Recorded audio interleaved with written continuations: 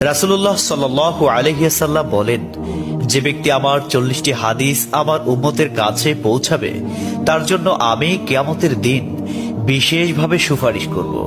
সুবহানাল্লাহ। নাম্বার 2, মানুষের মধ্যে যারা মৃত্যুকে বেশি করে স্মরণ করে এবং তার জন্য প্রস্তুতি নেয় তারাই সবচেয়ে বুদ্ধিমান। নাম্বার 3, প্রত্যেক জিনিসের জাকাত আছে, আর দেহের জাকাত হচ্ছে রোজা। নাম্বার 4, যে তার সময় আল্লাহর জন্য ব্যয় করে না তার জন্য জীবন অপেক্ষা মৃত্যু শ্রেয়। নাম্বার 5, যারা সব সময় ইস্তিগফার তথা ক্ষমা প্রার্থনা করে তাদের সাথে উঠা বসা করুন, কেননা তাদের হৃদয় সবচেয়ে কোমল হয়। নাম্বার 6, তুমি যত সিজদা দিবে আল্লাহ তত গুণা তোমার মাফ করে দিবেন। সুবহানাল্লাহ। নাম্বার 7, সূরা ফাতিহা প্রায় 1000 রোগের ওষুধ। নাম্বার 8, হাতের তালুতে জ্বলন্ত আগুনের কয়লা রাখলে যেমন কষ্ট হবে তার চেয়ে বেশি কষ্ট হবে শেষ জামানায় ঈমান রাখতে। নাম্বার 9, রোজাদারদের জন্য প্রতিদিন জান্নাতকে সুসজ্জিত করা হয়। সুবহানাল্লাহ। নাম্বার 10, রাসূল সাল্লাল্লাহু আলাইহি ওয়াসাল্লাম বলেছেন, কিয়ামতের দিন সব নবীর চেয়ে আমার উম্মতের সংখ্যা বেশি হবে এবং আমি সর্বপ্রথম জান্নাতের দরজা খুলব। সহিহ মুসলিম, হাদিস নম্বর 196। 11, যে ব্যক্তি রোজা রাখা অবস্থায় মারা যাবে আল্লাহ তাকে কিয়ামত পর্যন্ত সকল রোজার সওয়াব দান করবেন। সুবহানাল্লাহ। নাম্বার 12, যে ব্যক্তি ফজরের নামাজ আদায় করলো সে আল্লাহর হিফাজতে চলে গেল। নাম্বার 13, রাসূলুল্লাহ সাল্লাল্লাহু আলাইহি ওয়াসাল্লাম বলেছেন, রোজা ও কোরআন কিয়ামতের দিন মানুষের জন্য সুপারিশ করবে। মুসনাদে আহমদ, হাদিস নম্বর 6626। 14, নবীজি বলেছেন, রোজাদারদের জন্য সবচেয়ে বড় খুশির সংবাদ হলো হাসরের মাঠে আল্লাহ সবার আগে রোজাদারদের সাথে সাক্ষাৎ করবেন।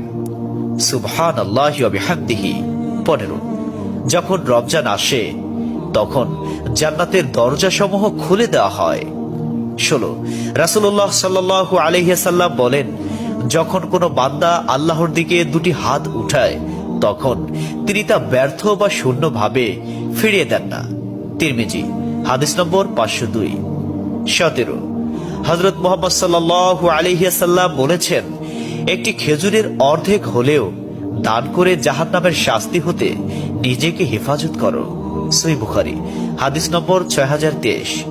প্রিয় ভাইরা, নাম্বার 18, যদি ভালো হতে চাও তবে সর্বপ্রথম মিথ্যা বলা ছেড়ে দাও।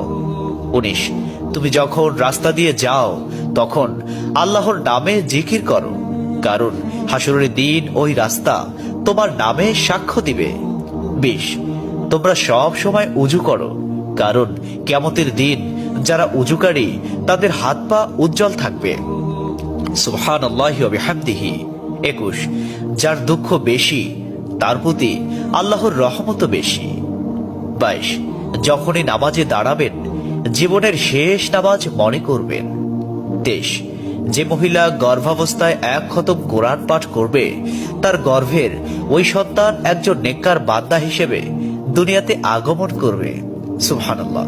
24, চুপ থাকার কারণে মানুষের যে মর্যাদা হাসিল হয় তা 60 বছর নফল ইবাদত হতে উত্তম।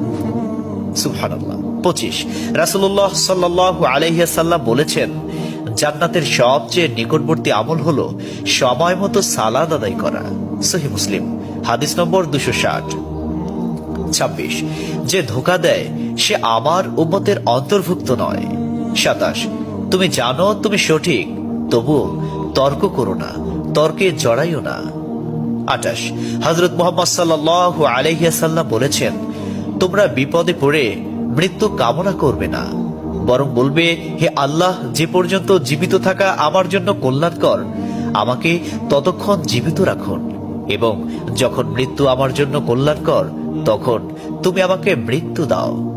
29, সূরা ইয়াসিনকে কুরআনের হৃদয় বলা হয়। 30, হযরত মুহাম্মদ সাল্লাল্লাহু আলাইহি ওয়াসাল্লাম বলেন, মায়ের একটি কষ্টের নিঃশ্বাস 7টি দোজখের চেয়েও ভয়ঙ্কর, আর একটি সুখের হাসি 8টি বেহেশতের সমান। সুবহানাল্লাহ। 31, যে অন্যের বাবা মাকে গালি দিল সে যেন নিজের বাবা মাকেই গালি দিল। 32, রাসূলুল্লাহ সাল্লাল্লাহু আলাইহি ওয়াসাল্লাম বলেছেন, আমি যা জানি তোমরা যদি তা জানতে পারতে তবে নিশ্চয় খুব কম হাসতে এবং খুব বেশি পরিমাণে কাঁদতে। 30, মানুষ যদি মৃত ব্যক্তির আর্তনাদ দেখত এবং শুনতে পেত তাহলে মানুষ মৃত ব্যক্তির জন্য কান্না না করে নিজের জন্য কাঁদত। 34, মহানবী সাল্লাল্লাহু আলাইহি ওয়াসাল্লাম বলেছেন, সূরা ফাতিহা তোমরা ধীরে ধীরে পাঠ করো, কারণ মহান আল্লাহ নিজে তার জবাব দেন। সুবহানাল্লাহ। হাদিস সূত্র মুসলিম 910। 35, রাসূলুল্লাহ সাল্লাল্লাহু আলাইহি ওয়াসাল্লাম বলেছেন, কিয়ামতের দিন যে জিনিসটি মুমিনদের পাল্লায় ভারী হবে সেটি হচ্ছে সুন্দর চরিত্র, আখলাক। আবু দাউদ হাদিস নম্বর 4101। 36, কবরের ভিতরের প্রথম চাপ পৃথিবীর সকল কষ্টকে হার মানিয়ে দেবে। 37, হযরত মুহাম্মদ সাল্লাল্লাহু আলাইহি ওয়াসাল্লাম বলেন, যে ব্যক্তির অন্তরে এক সরিষা দানা পরিমাণ অহংকার থাকবে সে জান্নাতে প্রবেশ করতে পারবে না। সহিহ মুসলিম হাদিস নম্বর 91। 38, কিয়ামতের দিন ওই ব্যক্তির জন্য সুপারিশ করা হবে যে প্রচুর শীত উপেক্ষা করেও ফজরের নামাজ আদায় করল। 39, নিশ্চয় মহান আল্লাহ নম্র, তিনি নম্রতাকে পছন্দ করেন।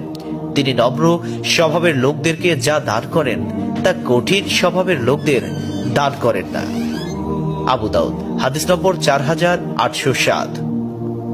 40, কবর মানুষকে দিনে 70 বার স্মরণ করে এবং ডাকে। আল্লাহ সুবহানাহু ওয়া তাআলা আমাদের সঠিক জ্ঞান এবং বুঝার তৌফিক দান করুন এবং আমাদের এই সমস্ত হাদিস সমূহের উপর আমল করার তৌফিক দান করুন। আমিন।